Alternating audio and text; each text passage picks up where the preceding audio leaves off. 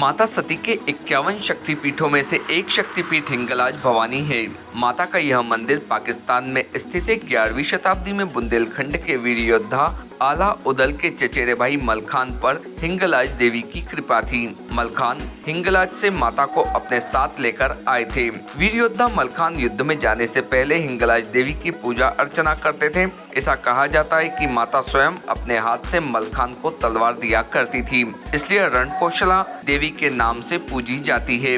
यहाँ बता दें कि भिंड जिले के दबोह कस्बे से 2 किलोमीटर दूरी पर स्थित आमहा गांव के नजदीक मां रणकोशला देवी का मंदिर है। नवदुर्गा उत्सव में मां रणकोशला की पूजा अर्चना करने के लिए देश विदेश से श्रद्धालु आते हैं। यह माता का एक ऐसा मंदिर है जहां माता की प्रतिमा सोने जैसी चमकती है। माता के 1000 साल पुरानी प्रतिमा है। यह मंदिर का निर्माण चंदेल राजाओं द्वारा करवाया गया था। मंदिर के पुजारी हलदर पंडित के मुताबिक आला उदल के चचेरे भाई सामंत वीर मलखान व उनकी पत्नी गज मोतीन माता की परम भक्त थी। वे दोनों माता को हिंगलाज से लेकर आई थी। वीर मलखान का पहुज नदी के किनारे सिरसागढ़ नामक रियासत हुआ करती थी। पहुज नदी की बीहड़ में आज भी इस रियासत के अवशेष मिलते हैं। मंदिर परिसर में एक बावड़ी है। स्थानीय लोगों के मुताबिक मंदिर परिसर की बावड़ी का सीधा रास्ता सिरसागढ़ से जुड़ा है। एक बावड़ी सिरसागढ़ में भी है। इसी बावड़ी के रास्ते से वीर मलखान अपनी पत्नी गजमोती के साथ पूजा अर्चना के लिए आया करते थे। मलखान और दिल्ली के राजा पृथ्वीराज चौहान के बीच युद्ध हुआ था। पृथ्वीराज के सेनापति से मलखान के साथ छल किया था, जिससे मलखान युद्ध में वीर गति को प्राप्त हो गए थे। पंडित हलदर का कहना है कि सन 1998 में श्रीनगर से कारीगर आए थे। इन कारीगरों को मां ने दर्शन दिए थे।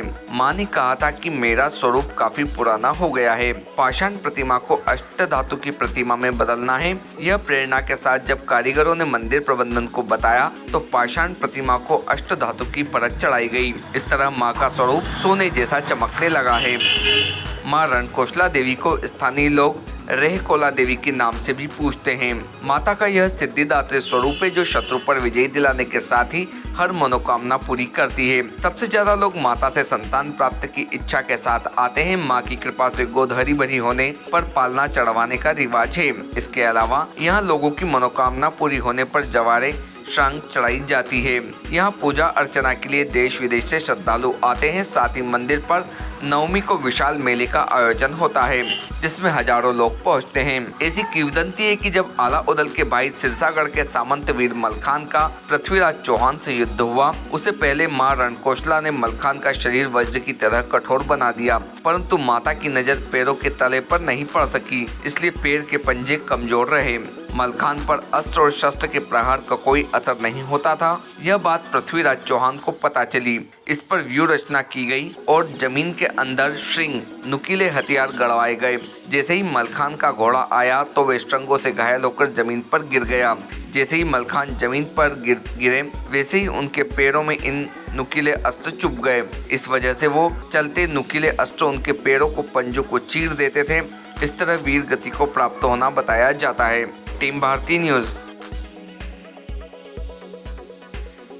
Subscribe now to most exciting channel ever.